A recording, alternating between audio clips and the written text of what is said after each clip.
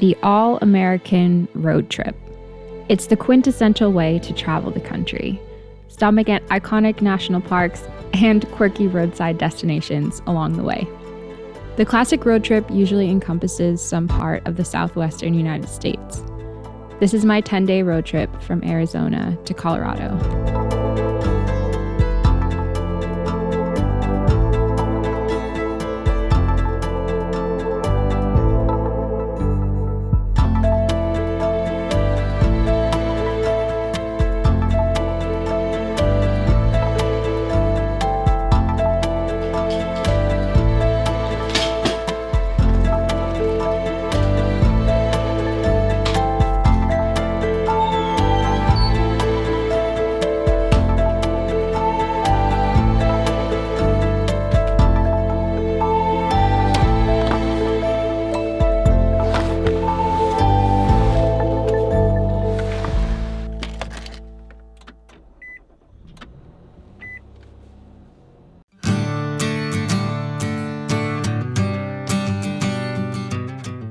I hit the road in Arizona, heading west on the way to the Grand Canyon. On the way is the small town of Williams, Arizona, a short detour that embodies the history of Route 66. It's full of nostalgic reminders of a time not all that long ago where one-lane highways and roadside eateries were part of the journey. Today, Route 66 is hard to find. As modern high-speed roadways took over the country, fragments of the old Route 66 are really all that remains. Williams is a preservation of old-time America and definitely worth a stop to enjoy.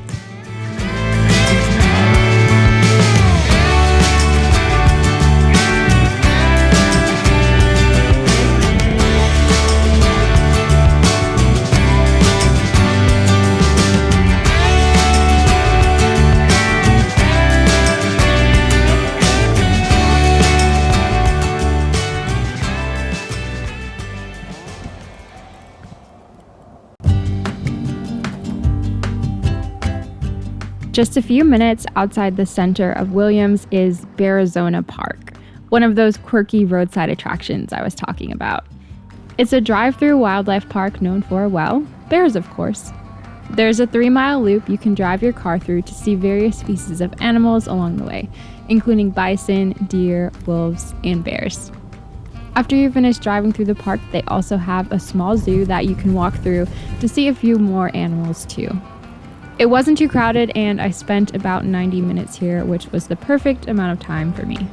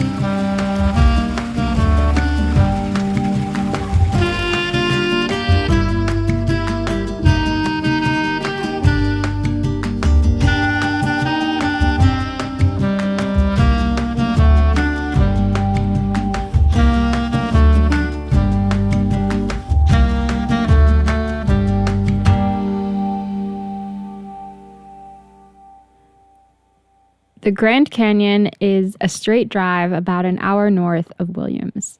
I spent 3 days and 4 nights here. I spent my first full day here hiking down to Bright Angel Campground via South Kaibab Trail, where I stayed overnight and hiked back up via Bright Angel Trail on the next day. Pro tip, if you're going to do this, you can pay a mule to actually haul up your gear for you. Is it kind of cheating? Maybe, but it definitely makes for a much more enjoyable hike on the second day.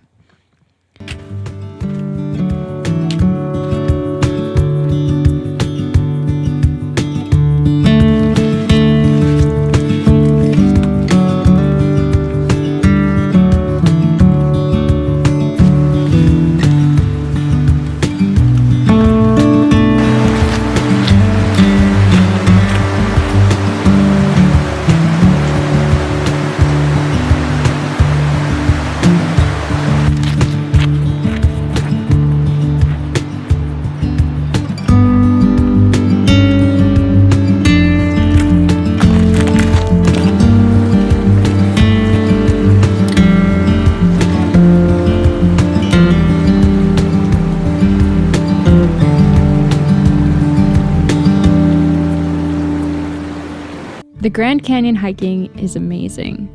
It's an incredibly powerful place. The hike is 7.5 miles down and 10 miles up, with about 4,500 foot in elevation change each way. Lots of people do this hike in the summer, but honestly, I think the winter is better as long as you can deal with a little bit of cold. Temperatures can easily reach over 100 degrees Fahrenheit in the summer at the base of the canyon, which to me really does not sound like that much fun. While it does get cold in the winter, temperatures at the base of the canyon are always about 20 degrees warmer than at the rim. The night I went, it only went down to about 40, which really wasn't too bad, even in a tent. After making it back out of the canyon, I had one more day to explore the South Rim. There's a road that runs from the main Grand Canyon village all the way to what's called Desert View, about 40 minutes east of the village. Here you can get a stunning view of the canyon with the Colorado River in view. Things got a little bit wintry when I went, despite the sunny forecast. The Grand Canyon actually gets around 5 feet of total snowfall per year on the South Rim. Who knew?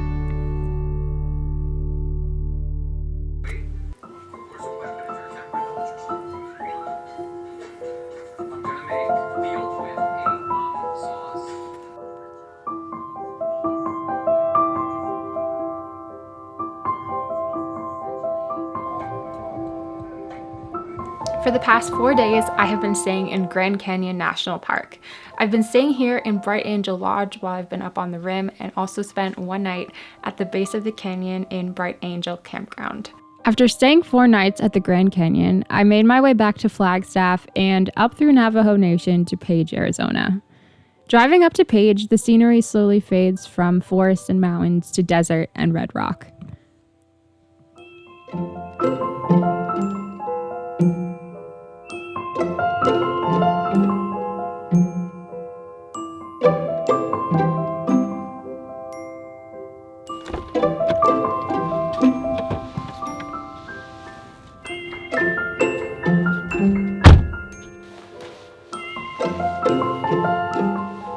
Today I drove from Bright Angel Lodge in the Grand Canyon all the way up to Page, Arizona.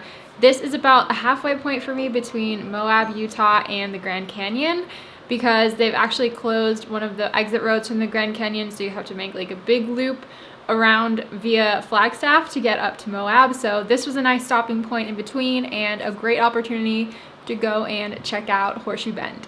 Horseshoe Bend is deceptive when you look at it. It's one of those places you can't really grasp the scale of. From where you're standing at the edge of the canyon, you can just make out one tiny cabin below at the river's edge. That's when you understand just how enormous it really is.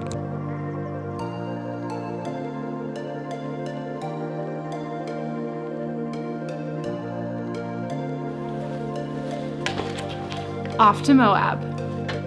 These days, there's really not much else to do in Page other than seeing Horseshoe Bend.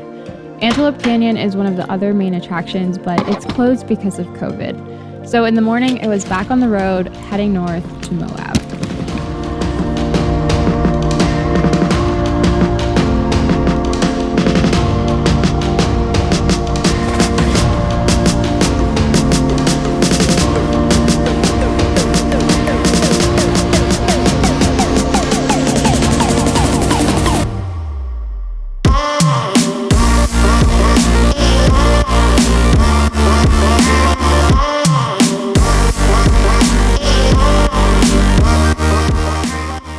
On the way to Moab, I drove through Monument Valley. This park was also closed, but the road itself has lots of places to pull off to the side and take some pictures. The scenery is beautiful and definitely worth the slight detour to get there. I also could not miss the opportunity to do a little Forrest Gump run at the place where he stopped running in the movie. I mean, come on.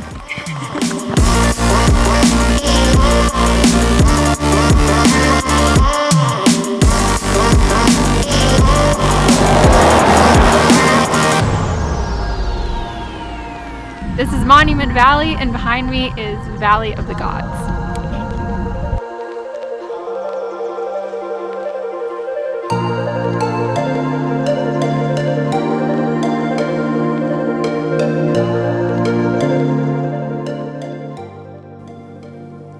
One other spot I stopped at on the way to Moab was Newspaper Rock.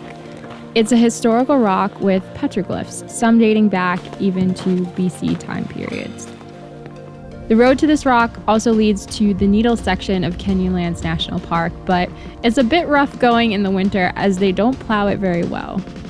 Newspaper Rock wasn't the easiest place to get to in the wintertime because the road wasn't in the greatest condition, but it is a neat stop on the way to Moab. It took me about 30 minutes to drive here from the main road.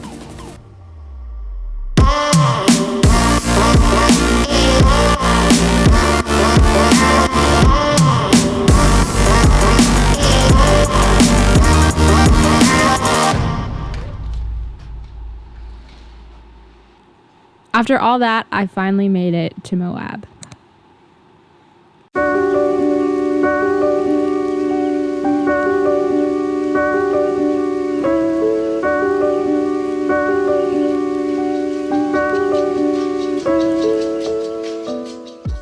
The next morning, I got up early to catch sunrise at Mesa Arch in Canyonlands National Park. It takes about an hour to get out to the arch from downtown Moab, and being lazy like I was, I didn't quite make it in time for sunrise, but still managed to catch that morning orange glow underneath the arch. At sunrise, the whole arch is usually blocked by photographers anyway, so being 30 minutes late, I had the whole arch to myself. This is Canyonlands National Park.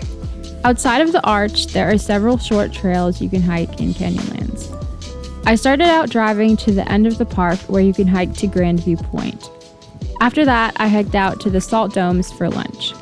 Canyonlands honestly isn't quite as awesome after you've come from the Grand Canyon, but it's a nice day trip and you can see the main sites pretty much all in one day. I stayed entirely within the Island in the Sky part of the park while I was there.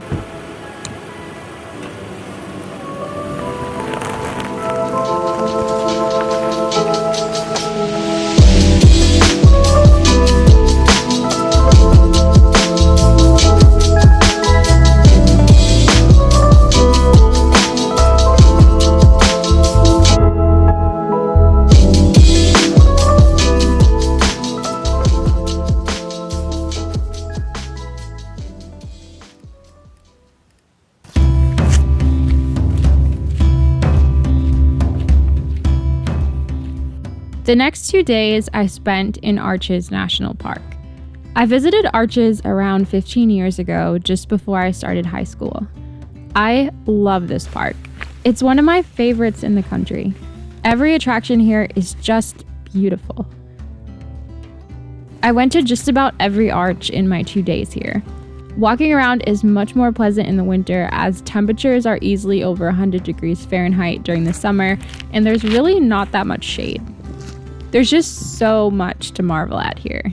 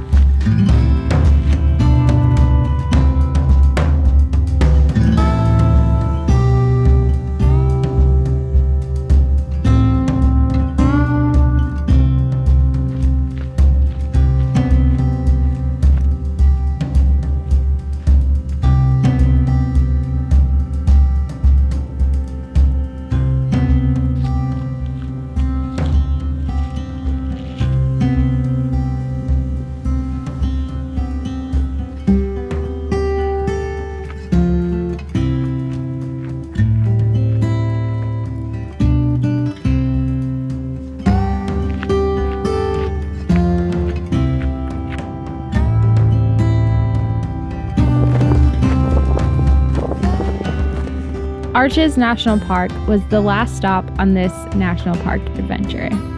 This trip was a much needed highlight to round out 2020, and I look forward to more national park adventures in the new year. Thanks for watching. I'll see you guys in the next video. Bye guys.